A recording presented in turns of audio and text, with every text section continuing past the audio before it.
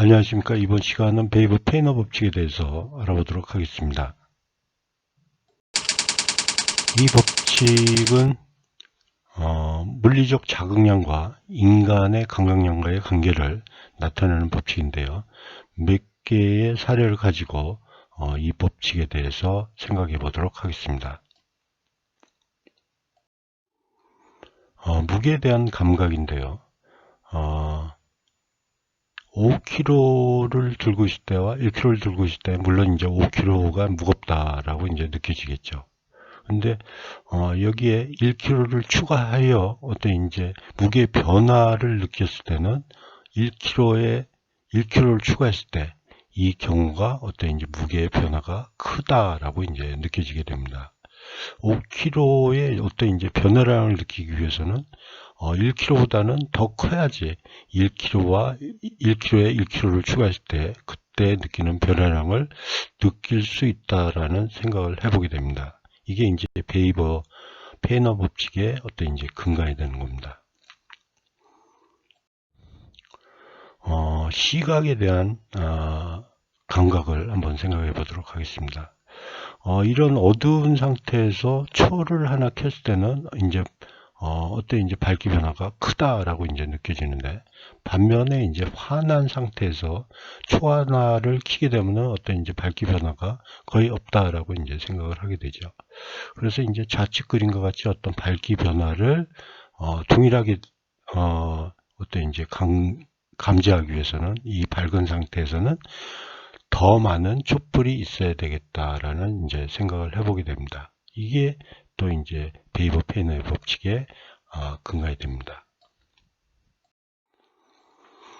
세 번째는 이제 청각에 대한 감각을 한번 생각해 보겠는데요.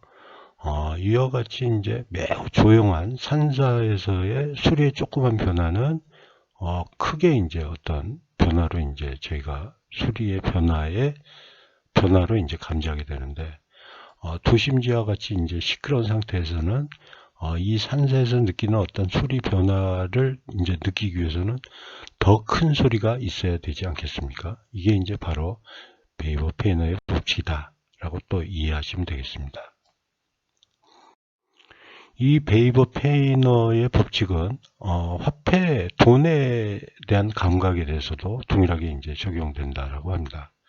어떤 동일 물건을 살 때 5유로와 2유로였다라고 하면은 이제 매우 큰 가격의 차이라고 이제 느껴지는데, 만약에 이제 어떤 물건이 1000유로와 1005유로였다라고 하면은 별 차이가 없다라고 이제 느끼게 되죠.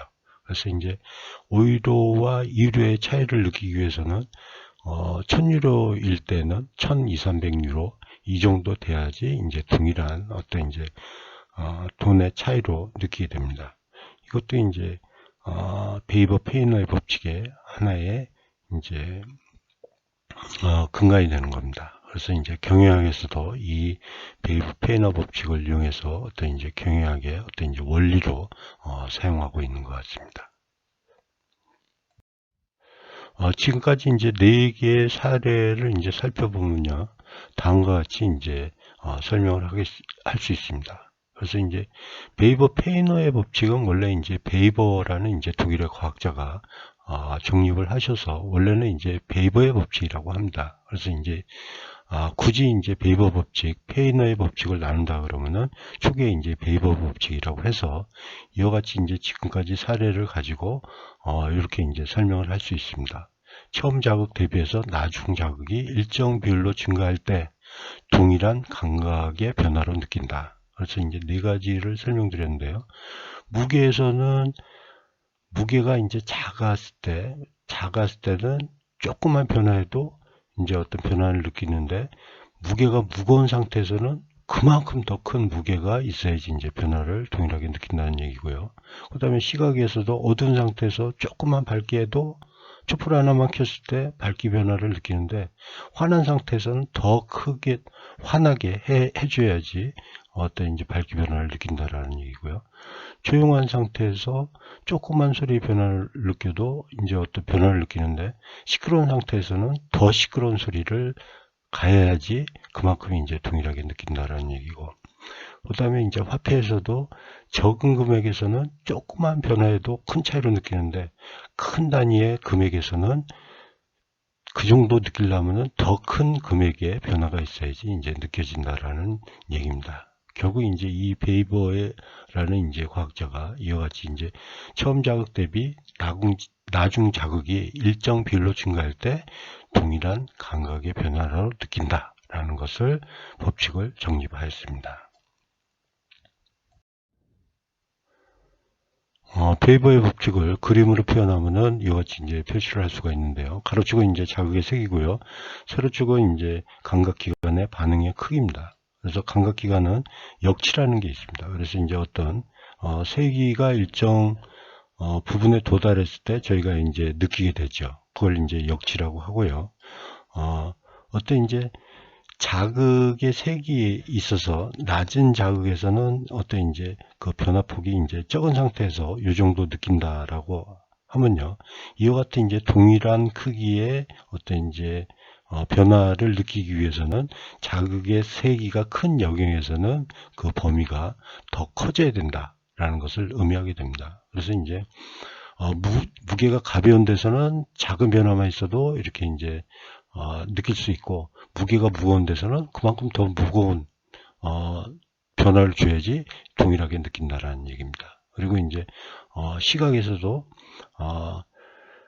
밝기가 이제 어두운 곳에서는 조금만 이제 밝기에도 이렇게 이제 밝기 변화를 느낄 수 있는데, 그만큼 밝기 변화를 환한 부분에서 얻기 위해서는 더 환하게 해줘야지 이제 동일하게 느낀다는 거. 그 다음에 이제 청각에 있어서도 조용한 상태에서는 조금만 시끄러워도 이제 이 정도 느낀다라고 하면은, 시끄러운 상태에서는 더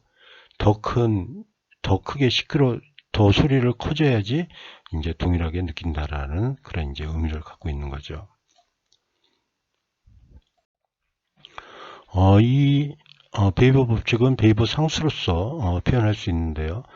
K값으로 보통 나타납니다. 그래서 수식은 이와 같이 이제 R1분의 처음 자극의 세기분의 어떤 이제 나중 자극의 세기 빼기 이제 처음 자극의 세기 해서 이제 R1분의 델타 R로 이제 나타납니다. 그래서 이제 R1은 처음 자극의 세기분의 자극 세기의 변화가 되는 거죠. 그래서 이제 이 K값은 사람마다 또는 이제 감각기관마다 일정한 값을 갖고 있다라고 해요. 그래서 이제 작은 값을 가질수록 예민하다라고 합니다. 그래서 이제 20분의 1이 이 경우에 더 예민한 거로 이제 나타난 거죠.